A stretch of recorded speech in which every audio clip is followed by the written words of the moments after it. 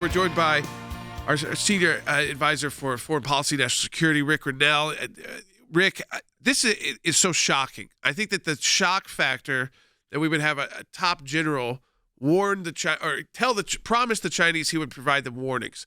That the focus is not so much that he may have talked to the Chinese military. That doesn't seem that bizarre. And I don't think anybody wants to say, okay, that's so outside the line. It's what's being reported, and the fact that, Rick, after 48 hours, there's no denial.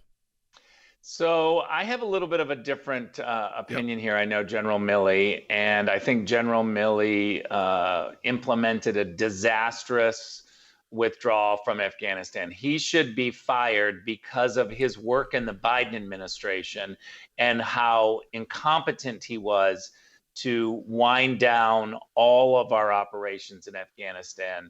Clearly, he didn't get through to President Biden. So my position is that General Milley should be fired because he's demonstrated that he's incompetent at doing what he is hired to do, which is lead the military and get us in and out of places. Separately, let's be honest, Bob Woodward is writing a book and he is pushing stories to sell a book. And I don't believe any story where anyone who is close to President Trump believes that President Trump was looking to start a war. Right. I don't believe, he's trying to start a war anywhere, let alone China. This whole story to me is ridiculous. Nobody who worked with President Trump would believe that he was trying to start a war with China. So it was interesting because right before we had Senator Graham join us, and his schedule opened up so we could have him on for a few minutes right before you came on, and he brought it back to the same point, which was Afghanistan. That don't let this be the distraction to everyone. Not that it's not serious, not to not get to the bottom of if that warning was given, but keep the focus on Afghanistan, which is where it needs to be. Yeah, look, he should be fired because of his work in the Biden administration. And what's happening now is everybody in Washington, all those political people, everybody in the swamp, they are all trying to pretend that Milley should be fired for something that happened in the Trump administration. Look, they don't want to admit that the Biden disastrous withdrawal from Afghanistan was a total failure. And so what they're trying to do is deflect. We can't fall for that. We need to focus on the fact that there is no other excuse. General Milley needs to be fired for what happened in Afghanistan. If this book issue, again, I'm really highly skeptical that anyone, and General Milley served very closely with President Trump. I don't believe that General Milley believes that Donald Trump was trying to start a war with China. I just don't believe that. There's no evidence. Anyone who worked closely with President Trump, it's quite the opposite. Well, and Rick, this is Wesley. This really should not be a political issue at all. This is about the good order and discipline of the military. It's about the Constitution. It's about national security. And I sort of share your opinions of General Milley because I worked with him some when I was at the Pentagon and at Dover as well. I think he is way too political. I realize all 4 stars at this level, it is a political job. They are chosen by the president. But on the other hand, you can also end up sacrificing your integrity and what you learned and what you've committed to in your military service when you get to that position. And the generals that I know that have been in those positions, they're always on guard about their integrity and about what the Constitution says about the role of the military. And it seems like General Milley has lost sight of this.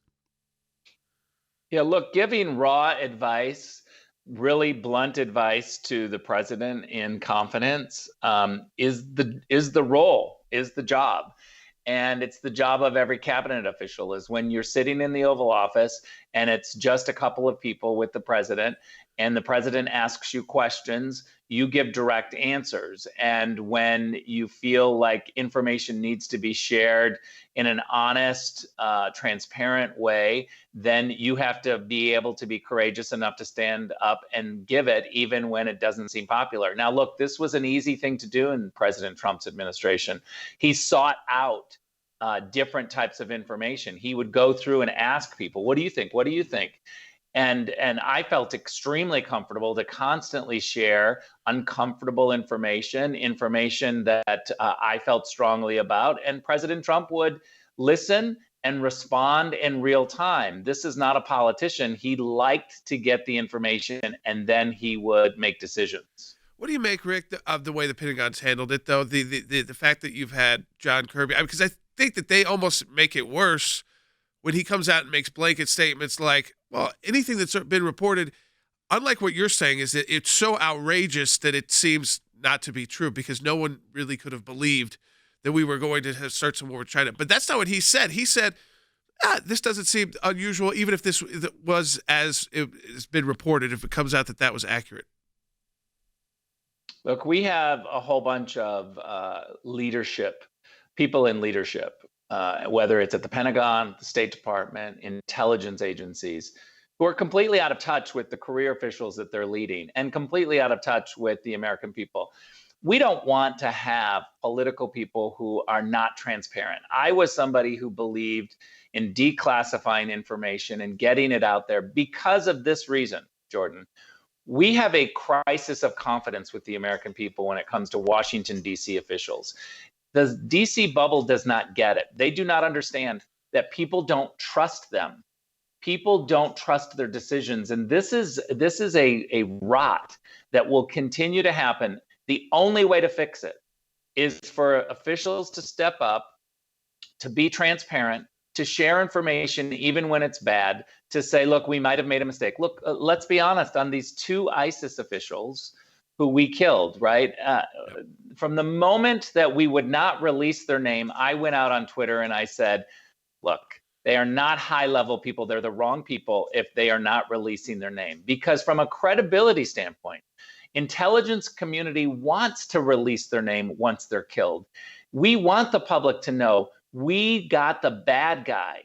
We did the right thing. This is a moral obligation and a responsibility. But what happened is they couldn't do that. They couldn't tell us who. And immediately I knew something was suspicious. Something was up because we weren't releasing that name. Transparency is our friend, and it's not political. Rick, I appreciate you joining us. And again, I think your thoughts, it's exactly right. Where to focus, where this is, it hurts the American people's already distrust in Washington, D.C. It's another level of that. So, Rick, thanks for joining us.